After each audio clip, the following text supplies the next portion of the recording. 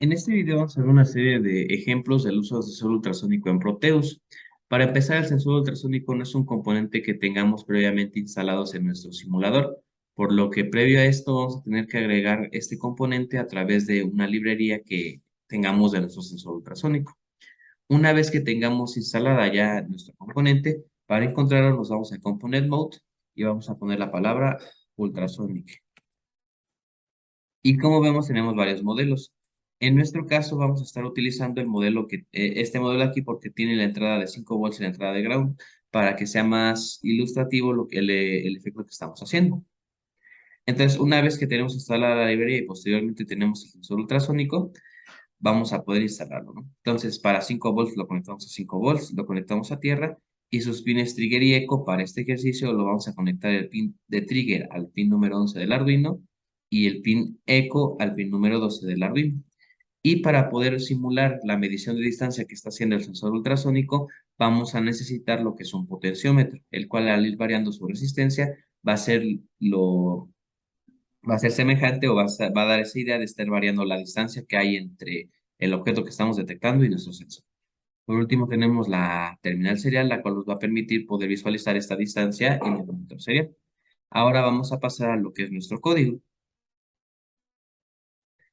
Dentro de nuestro código tenemos un código muy sencillo. Para empezar, definimos como variables enteras la variable trigger y la variable echo que están asociadas al pin número 11 y al pin número 12 de nuestro Arduino.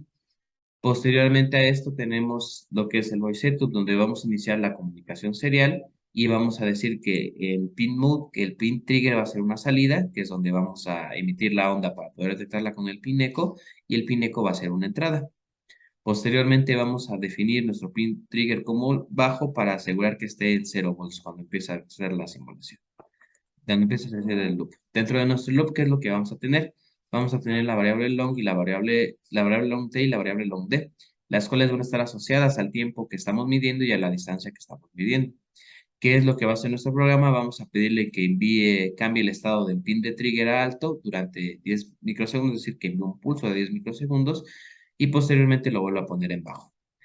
Posterior a esto vamos a medir la variable t que la vamos a definir como pulsing echo, que va a medir la distancia, va a medir el tiempo que tarda en que llegue esa onda a nuestro pin echo para obtener el valor de la distancia, el cual si nosotros conocemos la velocidad del sonido en el medio en el que estamos, en este caso el aire, vamos a poder encontrar esa distancia conociendo previamente el tiempo. ¿Qué es lo que vamos a tener aquí? Vamos a tener un factor de 2. ¿Por qué ese factor de 2? Porque va a ser un factor debido al efecto de rebote, es decir, nosotros estamos midiendo dos veces la distancia de nuestro objeto porque es la distancia que tarda en llegarnos, en rebotar en el objeto y posteriormente llegar a nuestro sensor. Ya después de esto vamos a imprimir la distancia en el monitor serial a través de simplemente imprimir la palabra distancia, el valor de la distancia D y la distancia en centímetros. Y vamos a tener un pequeño delay de 100 milisegundos. A continuación vamos a exportar los binarios compilados para proceder a la simulación. Dentro de nuestra simulación, ¿qué es lo que tenemos que tener en cuenta? Es que nuestro sensor ultrasónico necesita también otra librería para otro archivo para poder funcionar. En este caso es un archivo tipo X que es propio del sensor ultrasónico, que es este de aquí, ultrasonictip.exe. Una vez que lo tenemos y lo cargamos, vamos a hacer lo mismo para nuestro Arduino. Vamos a cargar el programa que acabamos de compilar. Ya lo tenemos aquí y vamos a ver a continuación cómo funciona. Le damos en correr y qué es lo que podemos ver. La distancia máxima, si alcanzamos a ver el valor del potenciómetro, que va a ser el equivalente al valor máximo cuando esté en 100%, es de 439 centímetros. Si nosotros vamos variando el valor de su resistencia, vemos cómo va bajando poco a poco ese valor hasta llegar a cero, hasta llegar a un centímetro en el caso de que llegamos al valor cero del potenciómetro. Entonces, nuestro sensor ultrasónico va a poder medir valores que van desde cero, desde un centímetro hasta los 439 centímetros. A continuación vamos a ver otro ejemplo donde vamos a poder visualizar esto de una manera un poco más práctica a través del uso de unos LEDs.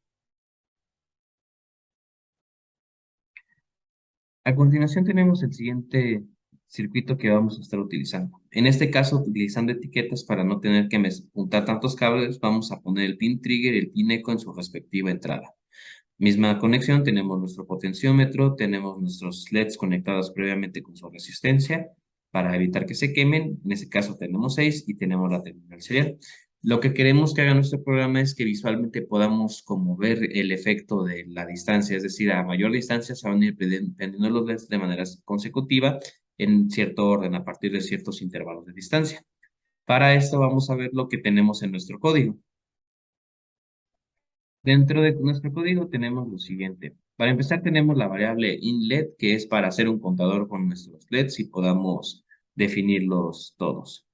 Tenemos lo que es la variable entero y módulo que nos van a servir para poder hacer este efecto de la visualización de esto. Y tenemos la variable trigger y eco, que son las asociadas a los pines de nuestro sensor ultrasónico. Dentro del voice setup tenemos el serial begin para empezar la comunicación serial y tenemos un ciclo for con los LEDs para que podamos iniciar como salidas todos nuestros LEDs. Por último tenemos el pin echo, el pin trigger declarado como output y el pin echo declarado como entrada.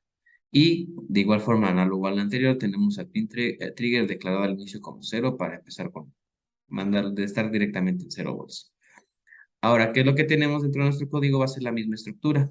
En esta parte estamos midiendo el tiempo y estamos declarando las variables del tiempo y la distancia para posteriormente enviar un pulso de 10 microsegundos y ver el tiempo en el que se está tardando en llegar, para posteriormente encontrar la distancia. Una vez que está la distancia, vamos a pedirle que de igual manera nos lo imprima en el monitor serial y que espere un 100 milisegundos para hacer la impresión. Ahora, la parte en la que nosotros vamos a poder visualizar esto con los LEDs, vamos a hacer uso de la función map.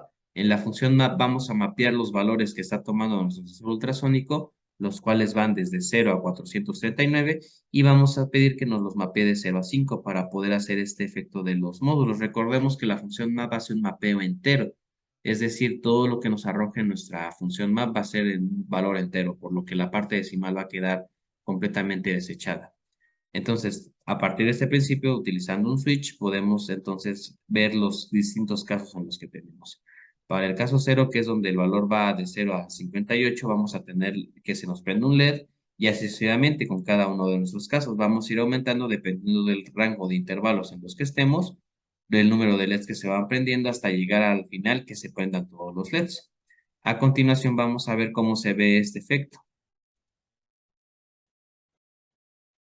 Dentro de nuestra simulación, recordemos de una vez más, previamente tenemos que cargar el archivo de nuestro sensor ultrasónico para que funcione y también en nuestro Arduino ya tenemos cargada el archivo de nuestra simulación. Corriendo la simulación tenemos lo siguiente. Cuando está en la distancia al máximo podemos ver que todos los LEDs prenden y conforme nosotros vamos bajando el valor del potenciómetro, estos valores se van a ir apagando hasta que nada más en los valores más bajos vamos a tener 1, de tal forma de que podemos visualizar el valor del potenciómetro a partir del valor del número de LEDs que tenemos, del número de LEDs que tenemos encendidos.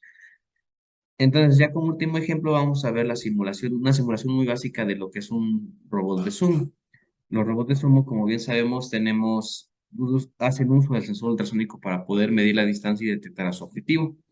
En este caso, pues vamos a ver un ejemplo con este tipo de robots.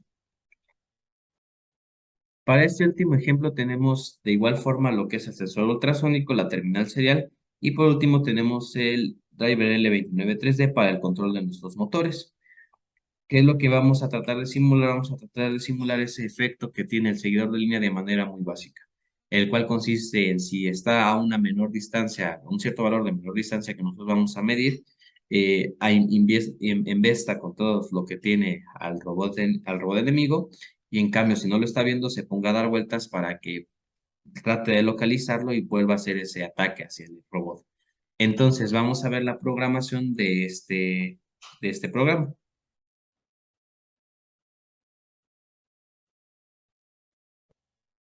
En cuanto a la programación, tenemos lo mismo. Tenemos nuestras variables in y echo, que son los respectivos pines de nuestro sensor ultrasónico. La variable velocidad, que es para controlar el valor de la velocidad que giran nuestros motores. Recordemos que nuestros motores pueden girar en un valor de 0 a 255 para poder variar la velocidad que tiene. Y por último, una variable i que nos va a servir como contador para declarar los pines de nuestro driver L293D.